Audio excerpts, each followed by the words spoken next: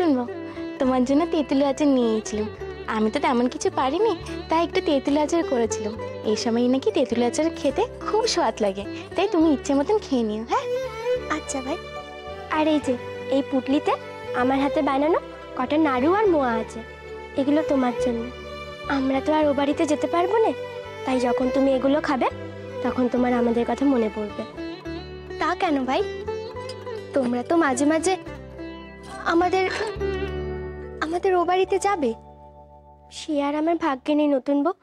এবারে খিড়কি থেকে সদর, এইটুকুই যে আমার যাওয়ার জায়গা। একখানি কথা আমি কিছুতেই বুঝতে পারছি না, একদিনে এমন কি হলো? ভাসু ঠাকুর কেন পাঠিয়ে দিচ্ছেন? সে আমি জানি না ভাই সুয়াস, কিন্তু আমি এইটুকু জানি উনি আমার ক্ষতি চাননি। উনি যা করছেন আমার মঙ্গলের জন্যই করছেন। ভাই সূর্য, তুমি এই কটা মাস একটু রাধা মাধবের দিকে খেয়াল রেখো। ওনার নিত্য ভোগ যেন প্রতিদিন ওনার কাছে পৌঁছে যায়।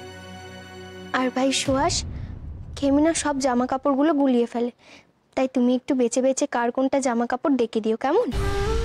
আর সুধা দিদিকে একটু বলে দিও যেন ওনার খাবারে তেল মশলা একটু কম দেয়, সেদিকেও একটু খেয়াল রেখো। ও হ্যাঁ, আর সূর্য, মায়ের বাতের ব্যথা কানা এ কদিন মাঝে মাঝেই বেড়ে উঠছে, তাই তুমি একটু সময় মতো মলমখানা লাগিয়ে দিও। তুমি চলে গেলে যে আমাদের বড্ড একা একা লাগবে নতুন বউ। এবারে পেরান তুমি চলে গেলে এবারে থেকে সমস্ত আনন্দ চলে যাবে। তুমি থাকলে যদি বা দু একখানা মনের কথা তোমার সাথে কইতুম, আর সেও বুঝি আমার কপালে সইল না। আমারও তো তোমাদের কথা খুব মনে পড়বে ভাই সূর্য। এই সংসার ছেড়ে আমার চলে যেতে হবে, এই কথা ভাবলেই যে আমার চোখে জল আসছে। তুমি মন খারাপ করো না সূর্য, মাত্র তো কয়েকটা মাস, তারপরেই তো আমি আবার ফিরে আসবো। আমরা আবার সকলে একসাথে থাকবো। সে আর আমার কপালে নেই নতুন বউ, কি জানি তোমার সাথে আর কোনোদিন দেখা হবে কিনা। ছি ছি ভাই সুহাস, অমন কথা মুখেও এনুনি। ওনাকে দিয়ে আমি খুড়িমার সাথে কথা বলাবো। ওনার কথা কেউ আমার নিয়ে করতে পারেনি, তোমাকে কেউ করতেও পাঠাতে পারবে না। আমার উপর তুমি একটু ভরসা রাখো ভাই সুহাস। ও চুনি, কিরে তোর হলো? বেলা তো বয়ে যাবে এবারে। হ্যাঁ মাসি, আসছি।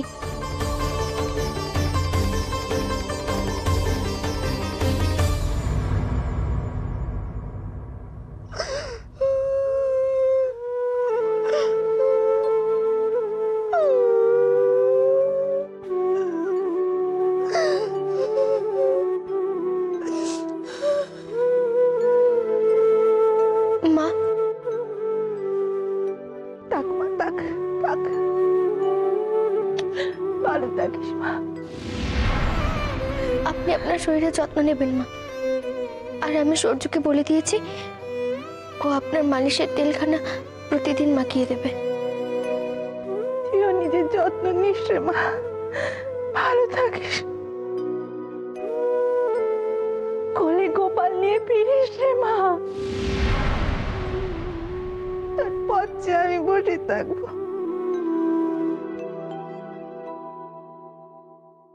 বুঝি না, পোয়াতি বউয়ের সামনে ওই কালনাগিনীর সাথে ফষ্টি নষ্টি করতে অসুবিধে হচ্ছে, তাই ভালোই ফোন দিয়ে এঁটেছে ময়ূর। বউকে একেবারে বিদায় করে ছাড়লে। ঠাকুমা,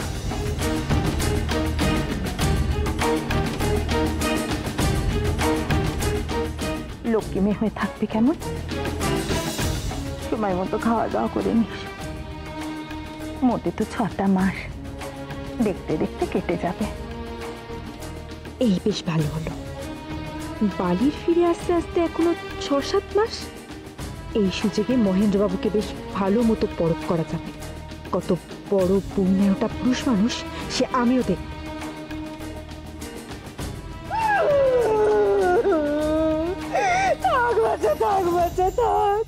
তোমার সাথে যে আমার কবে আমার দেখা হবে তা শুধু ভগবানই জানেন গো বাচ্চা। বলি কি বাচ্চা, তুমি চলে যাবে তো আমার না একেবারে বুকের ভেতরটা কিরকম জ্বলে পড়ে খাক হয়ে যাচ্ছে গো বাচ্চা। কাল থেকে বাড়িতে একেবারে আধার নেমে আসবে গো বাচ্চা। যাও বাচ্চা যাও, আমি আর সহ্য করতে পারছি না। চলে যাও বাচ্চা। কয়েক মাসে মহেন্দ্রবাবুকে এমন আঁচলে বাঁধবো যে ওনার ভোলই পাল্টে দেব। এবারের লোক দেখবে তাদের ছেলেকে কেমন করে কাঠপুতুলের মতো নাচায়। এই সংসারে তোর আর ফিরে আসা হবে না রে বালি। বেহাই ঠাকুরপো, দেশের কাজে আমার যদি কোনো সাহায্য লাগে তাহলে বলতে সংকোচ করবেন না। সুস্থ থেকো, আনন্দে থেকো বউঠান। আশা, কি হচ্ছে এটা কি? তুমি কি এখন জনে জনে সবাইকে প্রণাম করবে নাকি? দেরি হয়ে যাচ্ছে তো, চলো।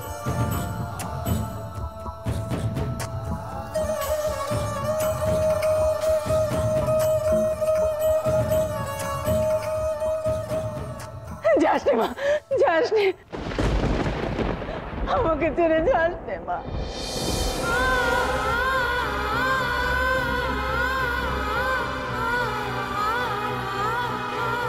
তোকে ছাড়া আমি বাঁচতে পারবো না মা,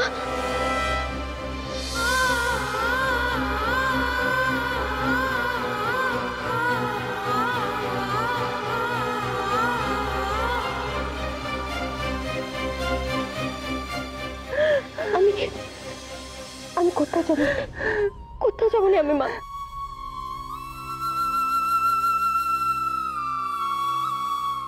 যাস নে মা, আয় আমার বুকে, আয় মা বুকে।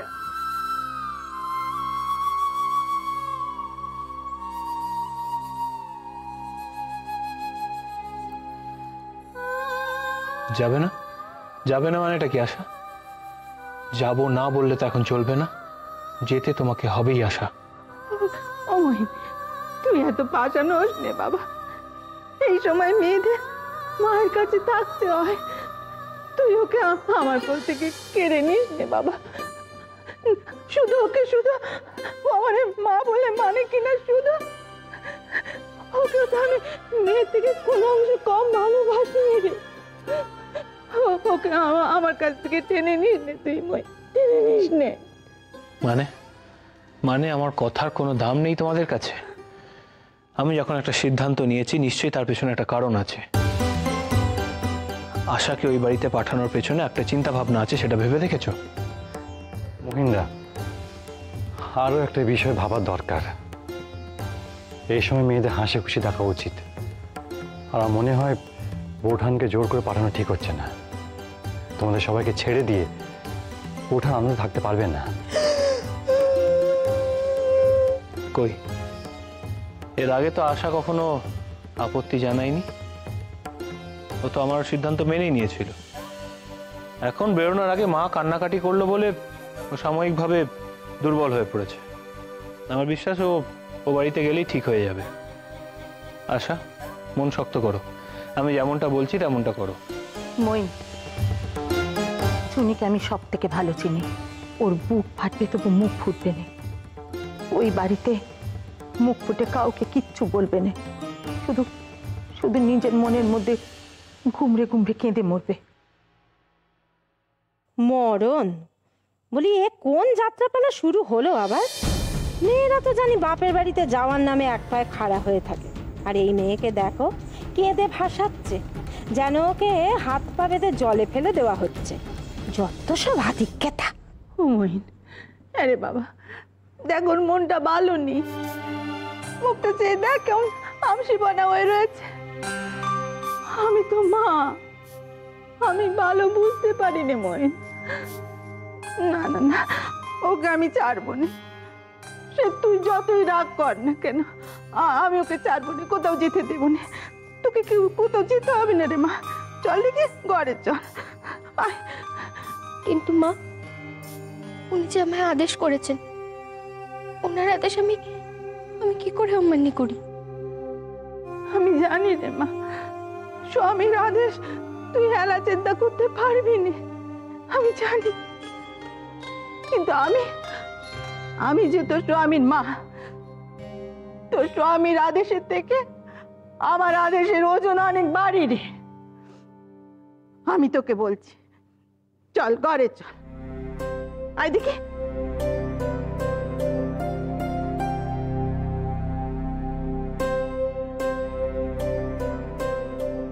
বড়মা তো ঠিকই করেছে, আমাদের নতুন বাড়িতে যাবার একদম ইচ্ছে ছিল না। কিন্তু ভাসুর ঠাকুর যে খুব রেগে গেছেন সূর্য। দাদাবাবু, বৌদিমণির এই বাক্সখান ওপরের ঘরে রেখে আসি। যা ইচ্ছা করবে করো, আমার জিজ্ঞেস করার কোনো দরকার নেই। মহিন্দা, তোমার সাথে কথা আছে, তুমি আমার সাথে ঘরে চলো, এসো। তুমি যেভাবে তাড়াহুড়ো করে বৌঠানকে তার জ্যাঠামশাই বাড়িতে পাঠিয়ে দিতে চাইছিলে, তাতে মনে হচ্ছিল কেউ যেন তোমাকে তাড়া করছে। কাকে তুমি ভয় পাচ্ছিলে সেটা আমি বুঝতে পেরেছি, কিন্তু কেন সেটা বুঝিনি। ও সব পারে, সব পারে বিহারি, সেই জন্যই তো আমার ভয় করছে। কেউ বুঝতে পারছে না, কিন্তু কিন্তু আমি নিশ্চিত যে একটা বড় বিপদ ঘনিয়ে আসছে। ও এবার আশার ক্ষতি করবে, আমি জানি সেটা। আর সেই জন্যই চিন্তায় চিন্তায় আমি পাগল হয়ে যাচ্ছি। এটা হওয়ার ছিল মহিন্দা। এতদিন তুমি যে মানুষটাকে মাথায় তুলে রেখেছিলে, আজ তাকে হঠাৎ করে ভুলে গিয়ে বৌঠান আর সংসার নিয়ে মেতেছ। সে নিজেকে অপমানিত বোধ করছে, অবাঞ্ছিত বোধ করছে, আর তাই সে হিংস্র হয়ে উঠেছে। আমি আর পারছি না বিহারি, আর পারছি না। তুমি যে করে হোক একটা উপায় বের করো। আশা সহজ সরল, সে এসব কল্পনা করতে পারবে না। তাকে যে সব রকম বিপদের হাত থেকে যেমন করে হোক আগলাতেই হবে। মহিন্দা, আমি বলি কি, তুমি বিনোদিনীর সাথে স্বাভাবিক ব্যবহার করো, এমন কিছু করো না যাতে তার মনে আরো হিংসে সৃষ্টি করে। আমার মনে হয় তাতে পরিস্থিতি স্বাভাবিক থাকবে। থাকবে না বিহারি, থাকবে না। বিনোদিনীকে এখন কোনোভাবেই ভোলানো যাবে না। যবে থেকে সে শুনেছে যে আশা সন্তান সম্ভাবনা, তবে থেকে সে মনে মনে ফুঁসছে। মহিন্দা, ভেঙে পড়লে চলবে না। দেখো, বৌঠানকে অন্য জায়গায় পাঠালে সমস্যার সমাধান হবে না, বরং আরো বাড়বে। বৌঠান যদি এখানে না থাকে, তাহলে সে নিজের অধিকার তোমার উপর বেশি করে দাবি করবে। তার চেয়ে বরং তুমি শক্ত হও, বুদ্ধি করে পরিস্থিতি মোকাবিলা করো।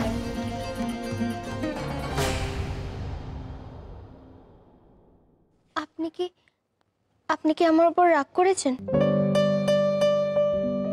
তোমার উপর না, তোমার উপর আমি রাগ করতে পারি। তবে হ্যাঁ, রাগ যদি বলো তাহলে মা কাকিমা ওনাদের উপর করেছি বটে। কিন্তু ওনাদের যে ভারী কষ্ট হচ্ছিল। আচ্ছা, ওনাদের কষ্টটাও কি তোমার নিরাপত্তার থেকে বেশি হলো? দেখো, আমি কেন বারণ করেছি সেটা বোঝার ক্ষমতা তোমার নেই আমি জানি, কিন্তু ওনারা তো অভিজ্ঞ, ওনাদের তো বোঝা উচিত ছিল, কিন্তু বুঝলেন না। কি বলবো, এটা আমারই দুর্ভাগ্য।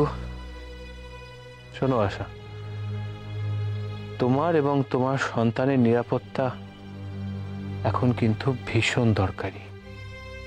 কিন্তু এই সংসারের চেয়ে নিরাপদ আশ্রয় আর কি হতে পারে, যেখানে মা মাসি এরা সব সময় আমার খোঁজ নিচ্ছেন, আমার মুখের সামনে এনে খাবার দিচ্ছেন।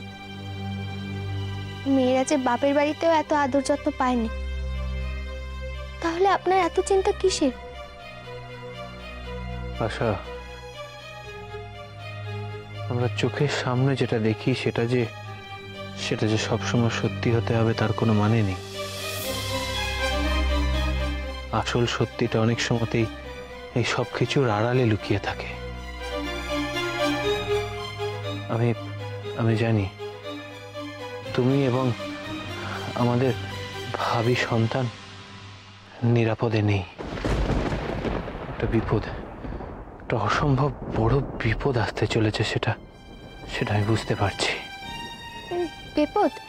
কিন্তু কিন্তু কিসের বিপদ? আসছে আশা, বিপদ যে আসছে সেটা আমি বুঝতে পারছি, সে ব্যাপারে আমি নিশ্চিত। তো ভেবে দেখো না, আমি কি নিজে চাই যে তুমি আমাকে ছেড়ে তোমার জ্যাঠামশাইয়ের বাড়িতে গিয়ে থাকো এত দূরে? কিন্তু কি করব, তোমাকে এত দূরে পাঠানো ছাড়া আমার কাছে যে আর কোনো উপায় নেই। কি হয়েছে? কি হয়েছে বলুন আমাকে, দয় আপনার, আমার কাছে আপনি কিচ্ছুটি লুকোবেন না। দেখো আশা, আমি তোমাকে এসব কিছু জানাতে চাইনি, কারণ আমি জানি তুমি জানলে খামোখা দুশ্চিন্তা করবে। কিন্তু এখন যখন তুমি থেকেই গেলে তখন আর কি উপায়? এখন তো তোমাকে জানাতেই হবে। তোমার যে সাবধান হওয়াটা খুব দরকার।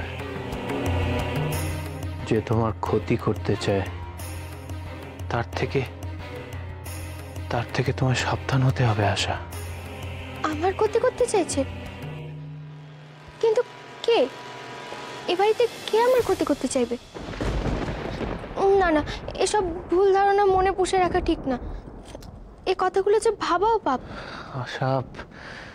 আশা তোমাকে বোঝায় কি করে বোঝায়? বিশ্বাস করো এটাই সত্যি। আমি যে সারাক্ষণ ভয় করছে। এক মুহূর্তের জন্য আমি স্বস্তি পাচ্ছি না। তুমি একবারের জন্য আমার চোখের আড়ালে গেলেই আমার মনের ভেতরটা অশান্তিতে এবং ভয় ভরে যাচ্ছে। কি করব? সে যে উন্মাদ হয়ে গেছে, হিংসায় তার মাথা খারাপ হয়ে গেছে। সে যা খুশি তাই করতে পারে। কে? কার কথা বলছেন আপনি?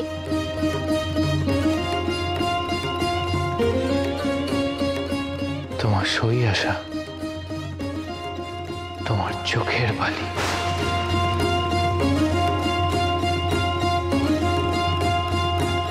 বালি?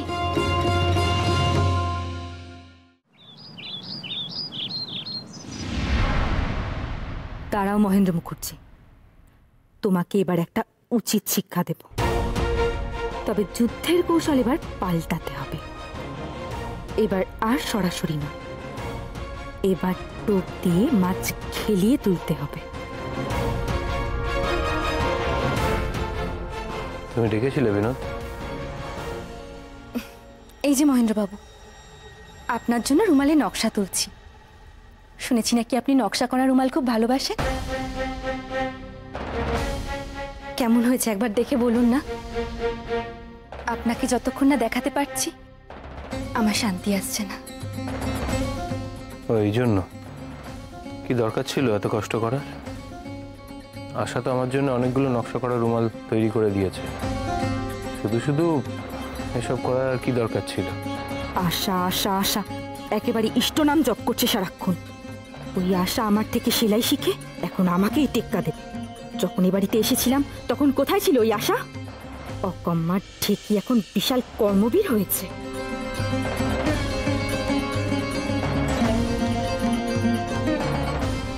মহেন্দ্রবাবু, কোনো সময় অনেক কষ্টও আনন্দ দেয়। তুমি যদি যেচে কষ্ট নাও তাহলে আমার সত্যি কিছু বলার নেই বিনোদ। তোমার কি অন্য কিছু বলার আছে? নইলে আমি যাব। বলছিলাম কি, অনেকদিন তো তাসের আসর বসানো হয় না। আজ বিকেলে যদি একটু তাসের আসর বসানো যেত। বিকেলে আমার কাজ আছে, আমি বাইরে যাব। ও, তাহলে না হয় থাক। তাহলে বরঞ্চ দুপুরবেলা বঙ্কিমবাবুর নোবেলটার বাকি অংশটা পড়ে নিলে কেমন হয়? বেশ, আপনি স্নান সেরে ঘরে চলে আসুন। আমি নোবেল পাঠ করব আর আপনি বসে শুনবেন। দেখো বিনোদ, আমার পাশের পড়া আছে।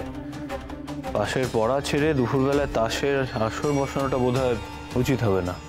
পাশের পড়া ফেলে বউয়ের সাথে সোহাগ করার সময় উচিত অনুচিত বোধগুলো কোথায় যায় মহেন্দ্র মুখার্জি? মহেন্দ্রবাবু, আমার একদম সময় কাটছে না।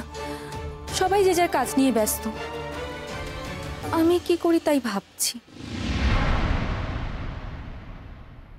আচ্ছা, আমি বরং এক কাজ করি, আমি বরং হেসেলে যাই, গিয়ে আপনার জন্য মাছের পাতুরি বানাই। কে?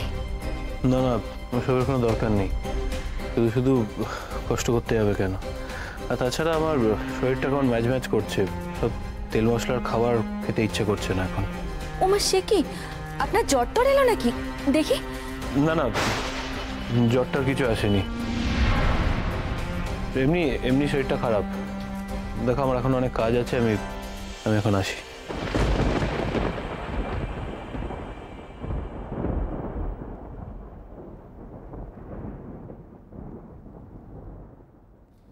খুব কোমর তোমার, তাই না মহেন্দ্র মুখার্জি? কোমর এক না একদিন ভাঙবে, আর সেদিন আমার পায়ের কাছে এসে সাদাসাদি করবে, তবেই আমার নাম বিনোদিনী দাস।